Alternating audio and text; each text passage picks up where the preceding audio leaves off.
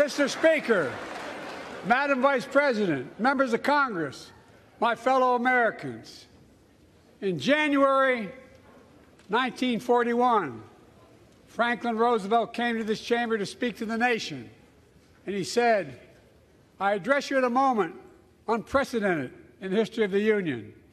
Hitler was on the march. War was raging in Europe. President Roosevelt's purpose was to wake up Congress and alert the American people that this was no ordinary time. Freedom and democracy were under assault in the world.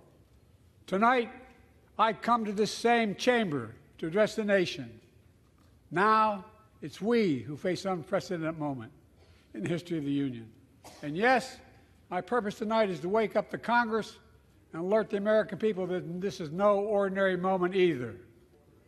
Not since President Lincoln and the Civil War have freedom and democracy been under assault at home as they are today. What makes our moment rare is that freedom and democracy are under attack both at home and overseas at the very same time. Overseas, Putin of Russia is on the march, invading Ukraine and sowing chaos throughout Europe and beyond. If anybody in this room thinks Putin will stop at Ukraine, I assure you he will not.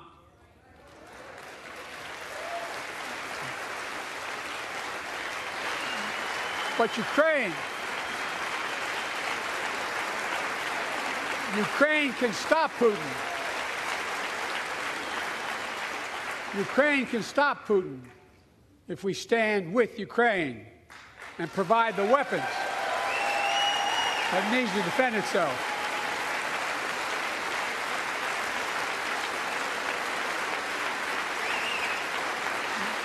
That is all.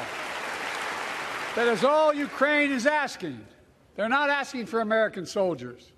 In fact, there are no American soldiers at war in Ukraine, and I'm determined to keep it that way. But now, assistance to Ukraine is being blocked by those who want to walk away from our world leadership. It wasn't long ago when a Republican president named Ronald Reagan thundered, "Mr. Gorbachev, tear down this wall." Now,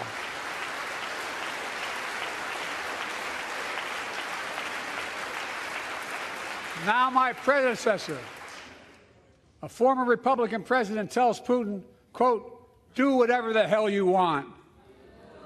That's a quote. A former president actually said that, bowing down to a Russian leader. I think it's outrageous, it's dangerous, and it's unacceptable.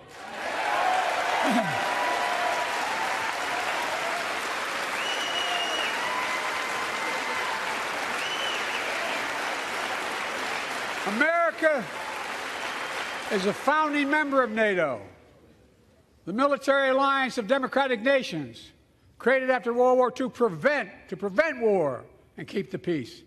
And today, we've made NATO stronger than ever. We welcomed Finland to the alliance last year. And just this morning, Sweden officially joined, and their minister is here tonight. Come here, stand up. Welcome. Welcome, welcome, welcome.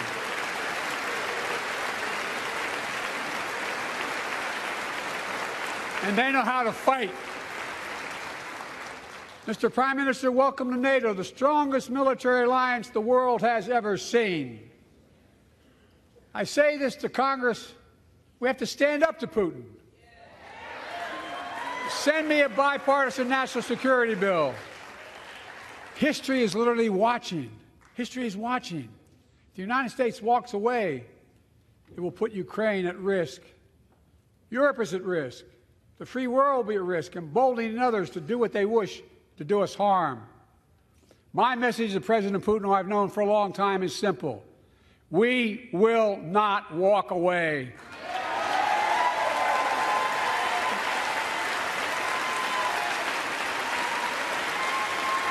We will not bow down.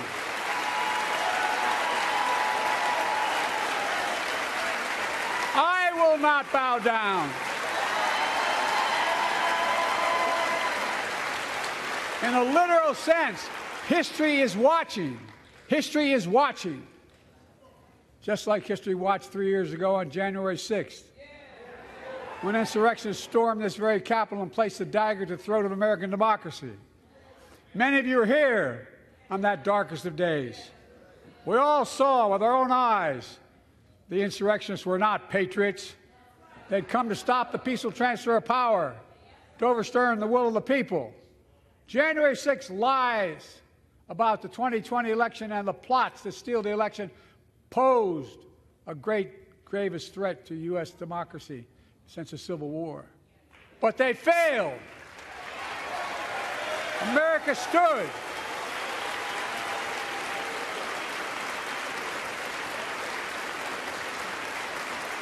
America stood strong, and democracy prevailed.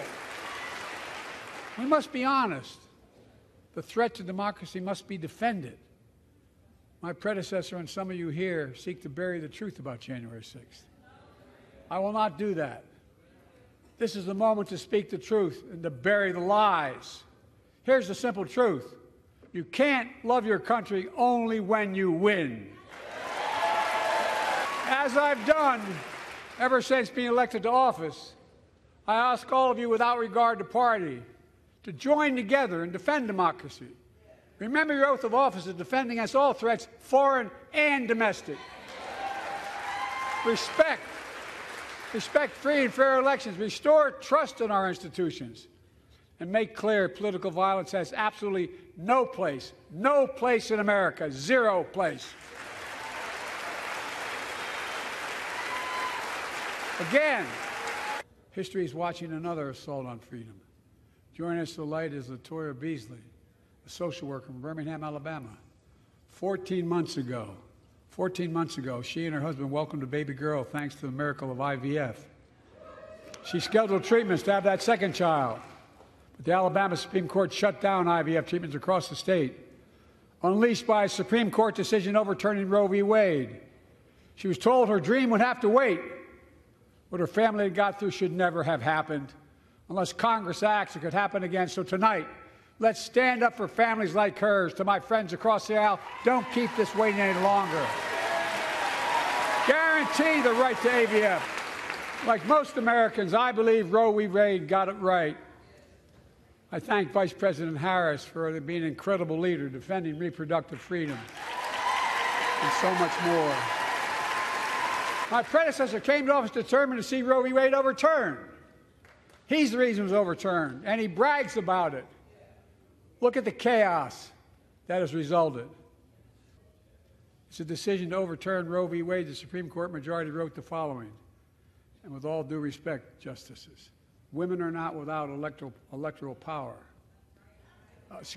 Electoral or political power.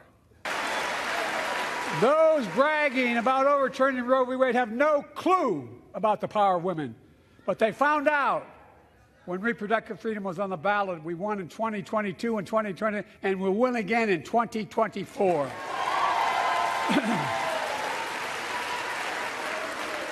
If you, the American people, send me a Congress that supports the right to choose, I promise you, I'll restore Roe v. Wade as the law of the land again.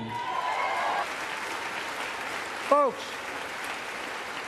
America cannot go back. I'm here tonight to show what I believe is the way forward, because I know how far we come. 4 years ago next week, before I came to office, the country was hit by the worst pandemic and the worst economic crisis in a century. Remember the fear, record losses. Remember the spikes in crime and the murder rate, raging virus that took more than 1 million American lives, of loved ones, millions left behind. A mental health crisis of isolation and loneliness. A president, my predecessor, failed the most basic presidential duty that he owes to American people, the duty to care. I think that's unforgivable. I came to office determined to get us through one of the toughest periods in the nation's history. We have. It doesn't make news in 1,000 cities and towns. The American people are writing the greatest comeback story never told.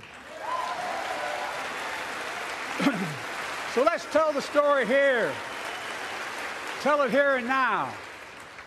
America's comeback is building the future of American possibilities, building an economy from the middle out and the bottom up, not the top down, investing in all America, in all Americans, to make sure everyone has a fair shot, and we leave no one behind.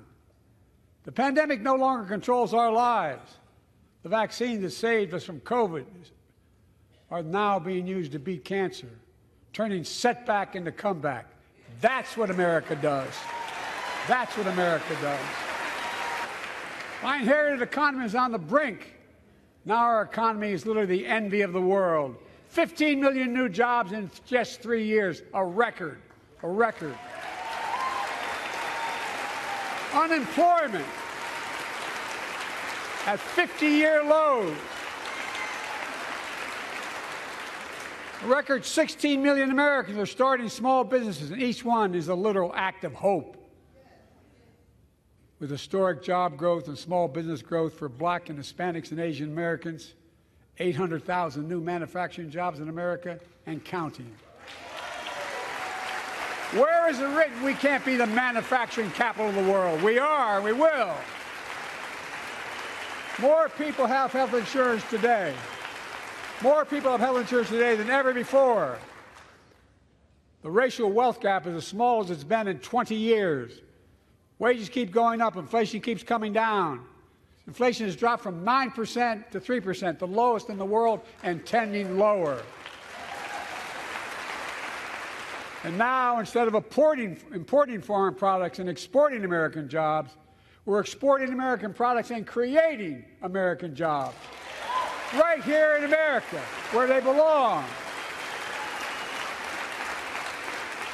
And it takes time, but the American people are beginning to feel it.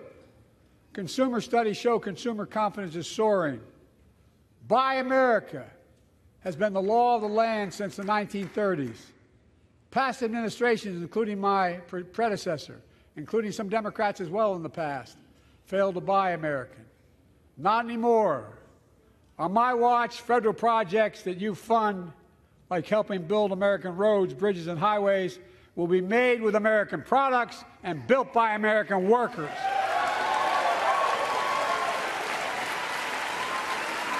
Creating good-paying American jobs by American workers.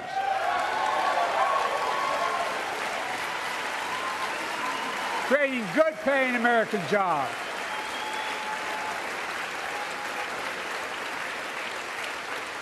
And thanks to our CHIPS and Science Act, the United States is investing more in research and development than ever before. During the pandemic, a shortage of semiconductors, chips, that drove up the price of everything from cell phones to automobiles. And by the way, we invented those chips right here in America.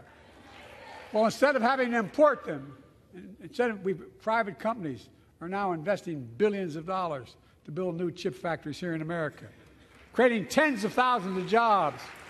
Many of those jobs paying $100,000 a year and don't require a college degree.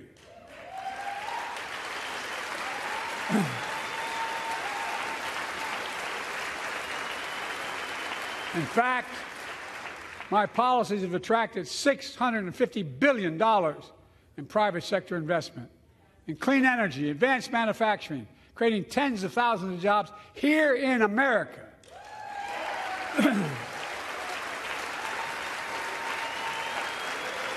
And thanks to our bipartisan infrastructure law, 46,000 new projects have been announced all across your communities. Modernizing our roads and bridges, ports and airports, public transit systems.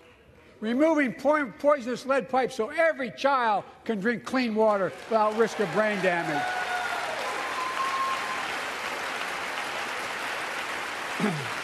Providing affordable high-speed internet for every American, no matter where you live, urban, suburban, or rural communities, in red states and blue states. Record investments in tribal communities. It's transformative. The great comeback story is Belvedere, Illinois, home to an auto plant for nearly 60 years. Before I came to office, the plant was on its way to shutting down. Thousands of workers feared for their livelihoods. Hope was fading. Then I was elected to office, and we raised the Belvedere repeatedly with auto companies, knowing unions would make all the difference. The UAW worked like hell to keep the plant open and get these jobs back, and together we succeeded. Instead of auto factories shutting down, auto factories reopening, and new state-of-the-art battery factories being built to power those cars there at the same.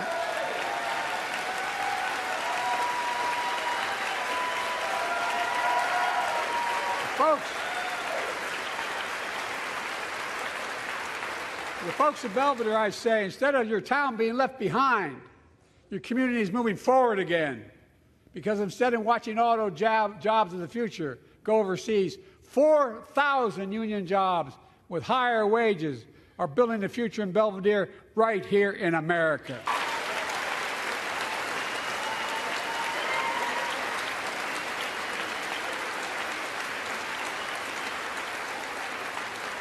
I say to the American people, when America gets knocked down, we get back up. We keep going. That's America.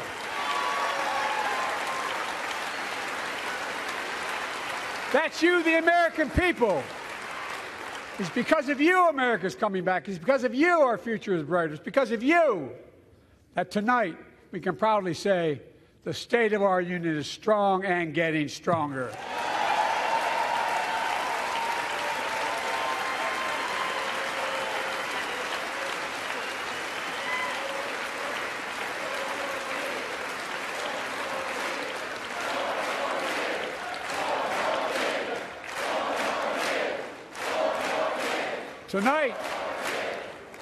Tonight, I want to talk about the future of possibilities that we can build together. A future where the days of trickle-down economics are over and the wealthy and the biggest corporations no longer get all the tax breaks. But I grew up in a home where trickle-down economics didn't put much on my dad's kitchen table. That's why I determined to turn things around so middle class does well. When they do well, the poor go way up and the wealthy still do very well. We all do well. And there's more to do to make sure you're feeling the benefits of all we're doing. Americans pay more for prescription drugs than anywhere in the world. It's wrong, and I'm ending it.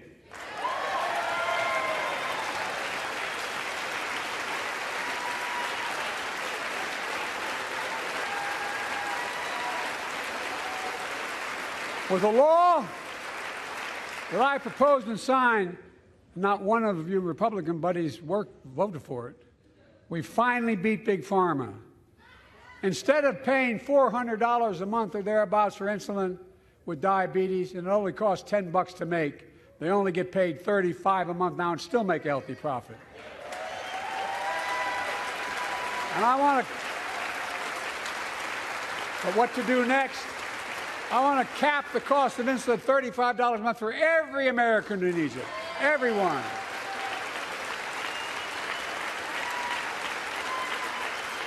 For years, people have talked about it, but finally we got it done and gave Medicare the power to negotiate lower prices on prescription drugs, just like the VA is able to do for veterans. That's not just saving seniors money, it's saving taxpayers money. We cut the federal deficit by $160 billion. Because Medicare will no longer have to pay those exorbitant prices to Big Pharma. This year, Medicare is negotiating lower prices for some of the costliest drugs on the market that treat everything from heart disease to arthritis. It's now time to go further and give Medicare the power to negotiate lower prices for 500 different drugs over the next decade. It will not only save lives, it will save taxpayers another $200 billion. Starting next year, the same law caps total prescription drug costs for seniors on Medicare at $2,000 a year, even for expensive cancer drugs that cost $10,000, $12,000, $15,000. Now I want to cap prescription drug costs at $2,000 a year for everyone. The Affordable Care Act, the old Obamacare, it's still a very big deal.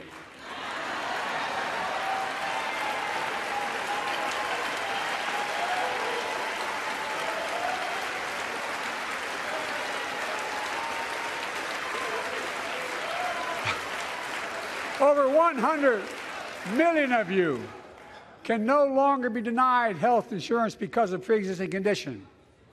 But my predecessor, and many in this chamber, want to take this prescription drug away by repealing the Affordable Care Act.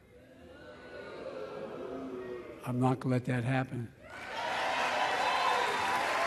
We stopped you 50 times before, and we'll stop you again. In fact, I'm not only protecting it, I'm expanding it. The enacted tax credits of $800 per person per year reduce health care costs for millions of working families. That tax credit expires next year.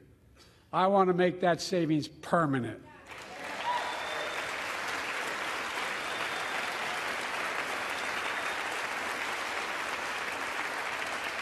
To state the obvious, women are more than half our population, but research on women's health has always been underfunded.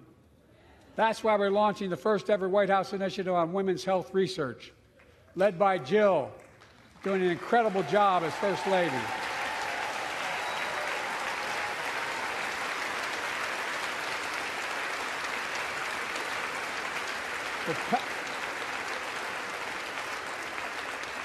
To pass my plan for $12 billion to transfer women's health research and benefit millions of lives all across America. I know the cost of housing is so important to you. If inflation keeps coming down, mortgage rates will come down as well, and the Fed acknowledges that. But I'm not waiting. I want to provide an annual tax credit that will give Americans $400 a month for the next 2 years as mortgage rates come down, to put toward their mortgages when they buy their first home or trade up for a little more space. Just for 2 years.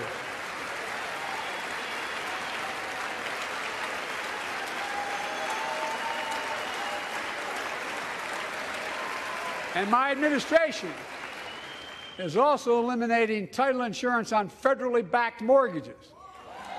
When you refinance your home, you can save $1,000 or more as a consequence. For millions of renters, we're cracking down on big landlords who use antitrust law, who break antitrust laws by price fixing and driving up rents. We've cut red tape so builders can get federally financing, which is already helping build a record 1.7 million new housing units nationwide. Now pass and build and renovate 2 million affordable homes and bring those rents down.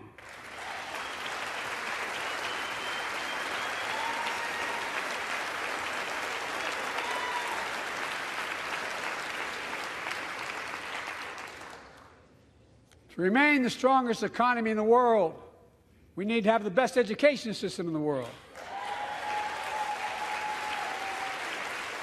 And I, like I suspect all of you, want to give a child, every child, a good start by providing access to preschool for 3 and 4 years old.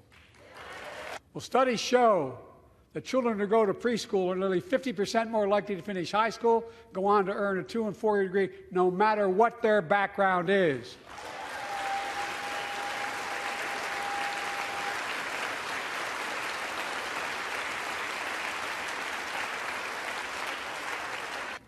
I want to expand high-quality tutoring and summer learning to see that every child learns to read by 3rd grade.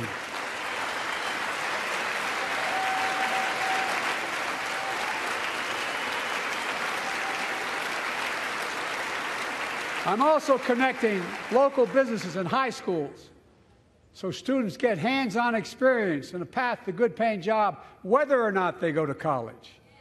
And I want to make sure that college is more affordable.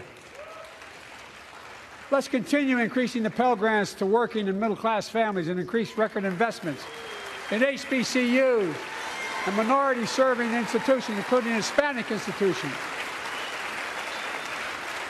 I fixed 2 student loan programs that already existed to reduce the burden of student debt for nearly 4 million Americans, including nurses, firefighters, and others in public service.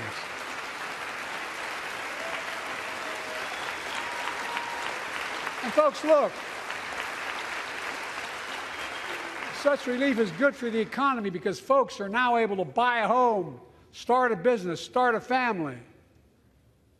While we're at it, I want to give public school teachers a raise.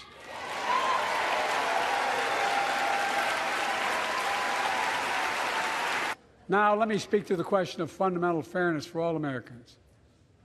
I've been delivering real results in fiscally responsible ways. We've already cut the federal deficit. Over $1 trillion. I signed the bipartisan deal to cut another $1 trillion in the next decade.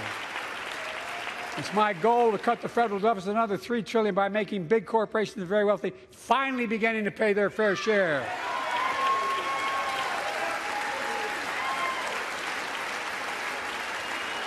Look, I'm a capitalist. If you want to make or can make $1 million or millions of bucks, that's great. Just pay your fair share in taxes. A fair tax code is how we invest things to make this country great. Healthcare, education, defense, and so much more. But here's the deal. The last administration enacted a $2 trillion tax cut, overwhelmingly benefit the top 1%, the very wealthy and the biggest corporations, and exploded the federal deficit. They added more to the national debt than any presidential term in American history. Check the numbers. Folks at home, does anybody really think the tax code is fair? No. Do you really think the wealthy and big corporations need another $2 trillion tax break? No. I sure don't. I'm going to keep fighting like hell to make it fair. Under my plan, nobody earning less than $400,000 a year will pay an additional penny in federal taxes. Nobody, not one penny. And they haven't yet. In fact, the child tax credit I passed during the pandemic cut taxes for millions of working families and cut child poverty in half. Restore that child tax credit. No child should go hungry in this country. The way to make the tax code fair is to make big corporations and the very wealthy begin to pay their fair share. Remember in 2020, 55 of the biggest companies in America made $40 billion and paid zero in federal income tax. Zero. Not anymore. Thanks to the law I wrote and we signed, big companies have to pay a minimum of 15%. But that's still less than working people pay in federal taxes. It's time to raise corporate minimum tax to at least 21%.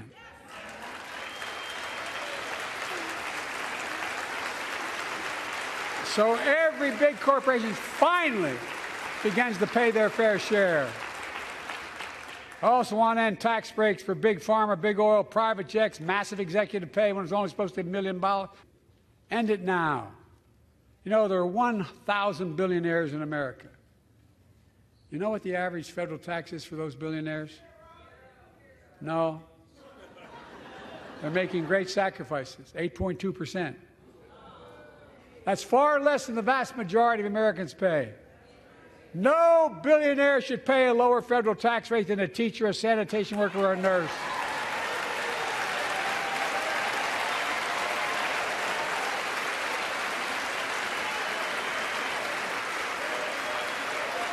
I propose a minimum tax for billionaires of 25%, just 25%. You know what that would raise? That would raise $500 billion over the next 10 years. And imagine what that could do for America. Imagine a future with affordable child care. Millions of families can get they need to go to work to help grow the economy.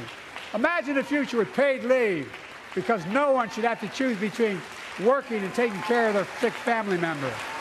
Imagine a future of home care and elder care, and people living with disabilities so they can stay in their homes and family caregivers can finally get the pay they deserve.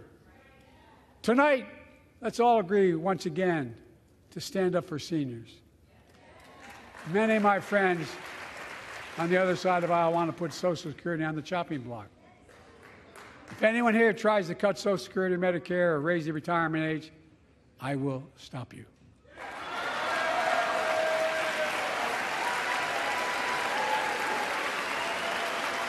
The working people who built this country pay more into Social Security than millionaires and billionaires do.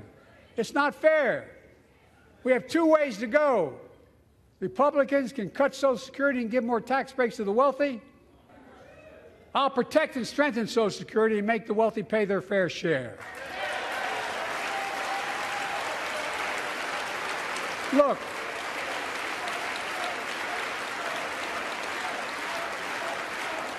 too many corporations raise prices to pad their profits, charging more and more for less and less. That's why we're cracking down on corporations that engage in price gouging and deceptive pricing, from food to health care to housing.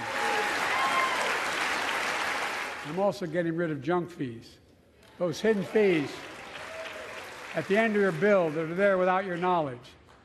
My administration announced we're cutting credit card late fees from $32 to $8. In November, my team began serious negotiation with a bipartisan group of senators. The result was a bipartisan bill with the toughest set of border security reforms we've ever seen. That bipartisan bill would hire 1,500 more security agents and officers, 100 more immigration judges to help tackle the backload of 2 million cases, 4,300 more asylum officers, and new policies so they can resolve cases in 6 months instead of 6 years now.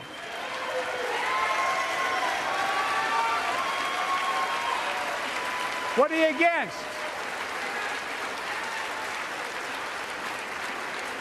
100 more high-tech drug detection machines to significantly increase the ability to screen and stop vehicles smuggling fentanyl into America.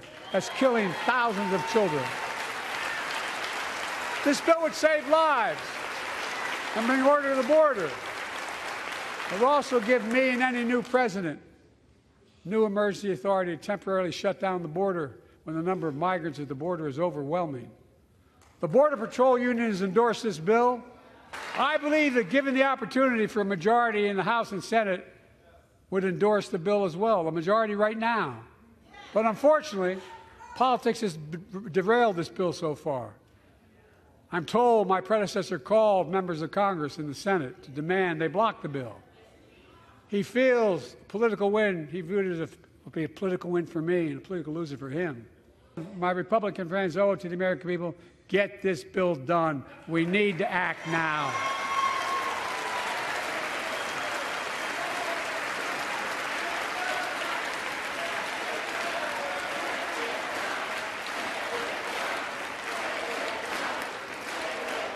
And if my predecessor is watching, instead of paying politics and pressuring members of Congress to block the bill, join me in telling the Congress to pass it. We can do it together, but that's what here's what he will not do. I will not demonize immigrants saying they are poison in the blood of our country. I will not separate families. I will not ban people because of their faith. Unlike my predecessor on my first day in office, I introduced a comprehensive bill to fix our immigration system. Take a look at it. It has all these and more. Secure the border. Provide a pathway to citizenship for dreamers, and so much more. But unlike my predecessor, I know who we are as Americans. I'm ready to fix it. Send me the border bill now.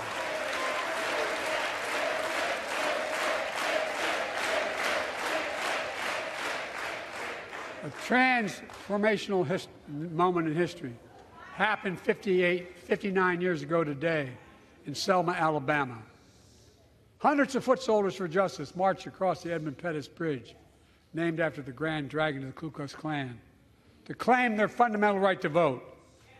They were beaten, they were bloody, and left for dead. Our late friend and former colleague, John Lewis, was on that march. We miss him.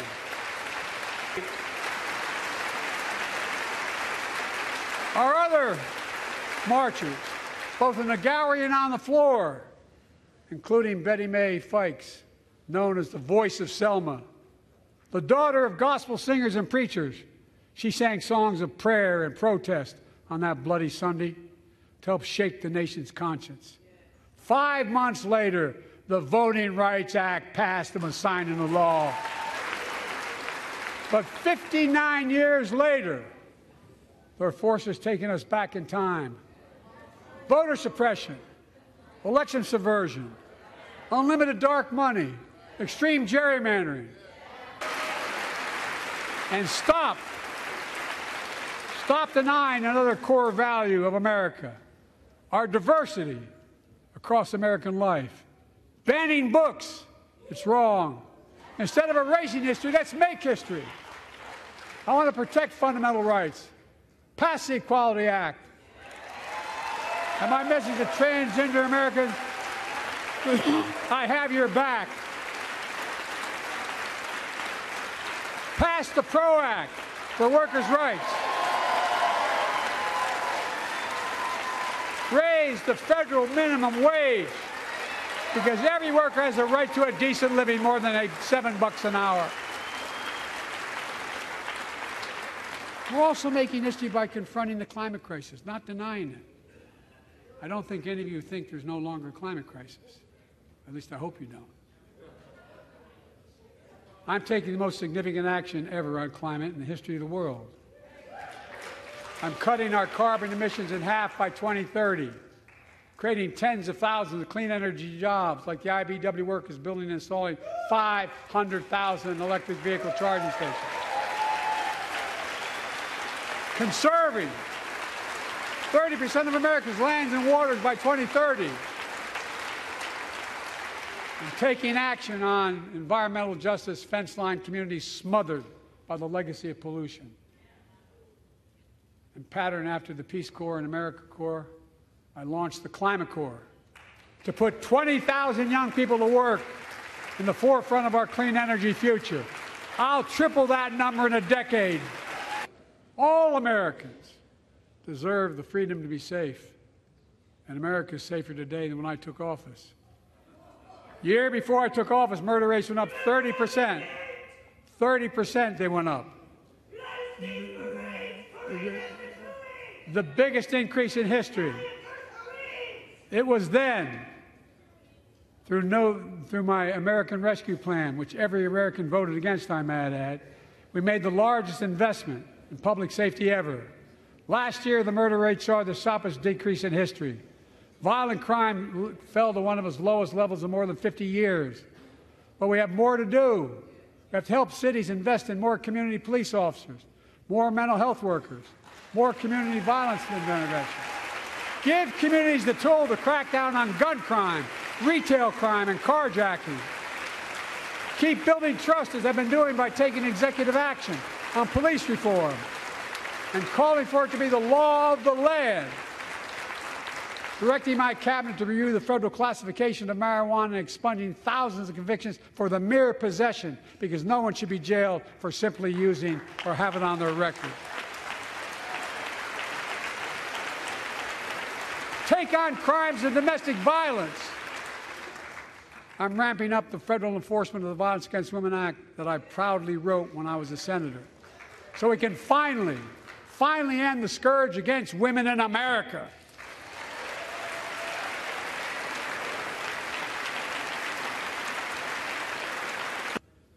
I know the last 5 months have been gut-wrenching for so many people, for the Israeli people, for the Palestinian people, and so many here in America. This crisis began on October 7th with a massacre by a terrorist group called Hamas, as you all know. 1,200 innocent people, women and girls, men and boys, slaughtered after enduring sexual violence. The deadliest day for the Jewish people since the Holocaust. And 250 hostages taken. Here in this chamber tonight are families whose loved ones are still being held by Hamas. I pledge to all the families that we will not rest until we bring every one of your loved ones home. We will also work around the clock to bring home Evan and Paul, Americans being unjustly detained by the Russians and others around the world. Israel has the right to go after Hamas. Hamas ended this conflict by releasing hostages laying down arms could end it by releasing the hostages, laying down arms, and surrendering those responsible for October 7th. But Israel has Israel has a added burden because Hamas hides and operates among the civilian population like cowards under hospitals, daycare centers, and all the like. Israel also has a fundamental responsibility, though, to protect innocent civilians in Gaza.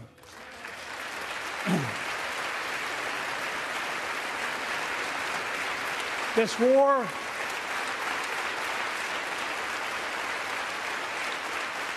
has taken a greater toll on innocent civilians than all previous wars in Gaza combined. More than 30,000 Palestinians have been killed, most of whom are not Hamas. Thousands and thousands of innocent women and children, girls and boys, also orphaned. Nearly 2 million more Palestinians under bombardment or displacement. Homes destroyed, neighborhoods in rubble, cities in ruin. Families without food, water, medicine. It's heartbreaking. I've been working nonstop to establish an immediate ceasefire that would last for 6 weeks to get all the prisoners released, all the hostages released, to get the hostages home and ease the intolerable and humanitarian crisis and build toward an enduring, something more enduring. The United States has been leading international efforts to get more humanitarian assistance to Gaza. Tonight, I'm directing the U.S. military to lead an emergency mission to establish a temporary pier in the Mediterranean on the coast of Gaza that can receive large shipments carrying food, water, medicine, and temporary shelters. No U.S. boots will be on the ground. A temporary pier will enable a massive increase in the amount of humanitarian assistance getting into Gaza every day.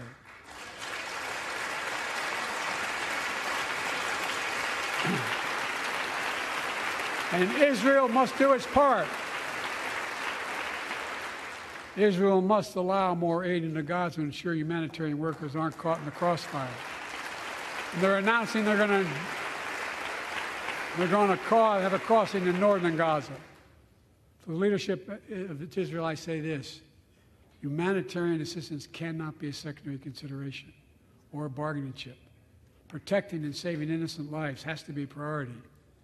As we look to the future, the only real solution to the situation is a two-state solution over time.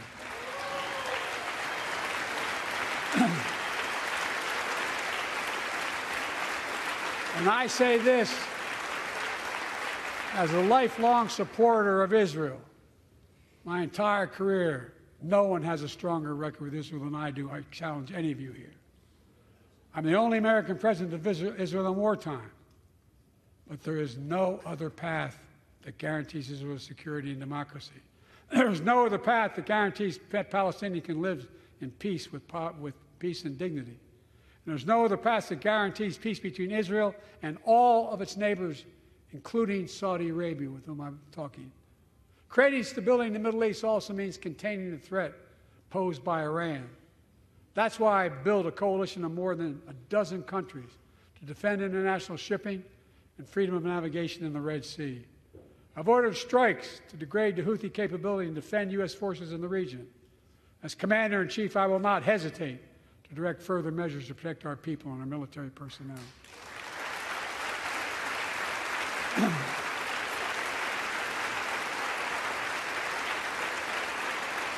For years, I've heard many of my Republican and Democratic friends say that China is on the rise and America is falling behind. They've got it backwards. I've been saying it for over 4 years, even when I wasn't president. America's rising. We have the best economy in the world. And since I've come to office, our GDP is up, our trade deficit with China is down to the lowest point in over a decade. And we're standing up against China's unfair economic practices. We're standing up for peace and stability across the Taiwan Straits. I've revitalized our partnership and alliance in the Pacific. India, Australia, Japan, South Korea, the Pacific Islands. I've made sure that the most advanced American technologies can't be used in China, not allowing to trade them there. Frankly, for all this tough talk on China, it never occurred to my predecessor to do any of that. I want competition with China, not conflict. And we're in a stronger position to win the conflict of the 21st century against China than anyone else, for that matter, than any time as well. Here at home, I've signed over 400 bipartisan bills. But there's more to pass my unity agenda. Strengthen penalties on fentanyl trafficking. You don't want to do that, huh? Pass bipartisan privacy legislation to protect our children online. Harness the promise of AI to protect us from peril. Ban AI voice impersonations and more. And keep our truly sacred obligation to train and equip those we send into harm's way and care for them and their families when they come home and when they don't.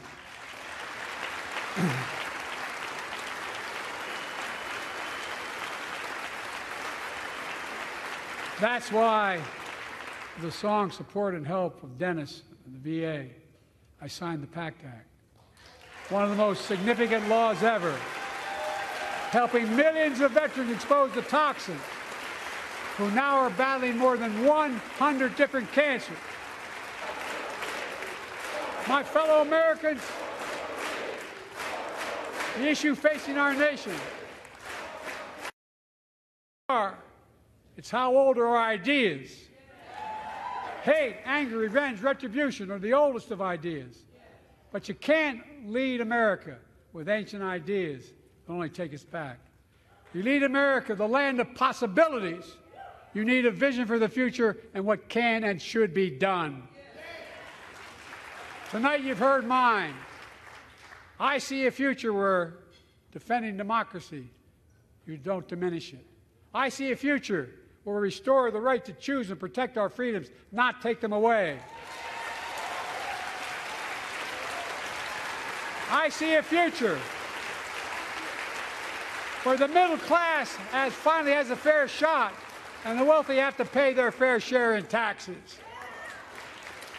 I see a future where we save the planet from the climate crisis and our country from gun violence. Above all,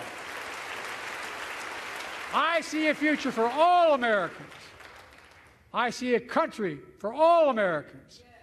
And I will always be president for all Americans because I believe in America. I believe in you, the American people. You're the reason we've never been more optimistic about our future than I am now. So let's build the future together. Let's remember who we are.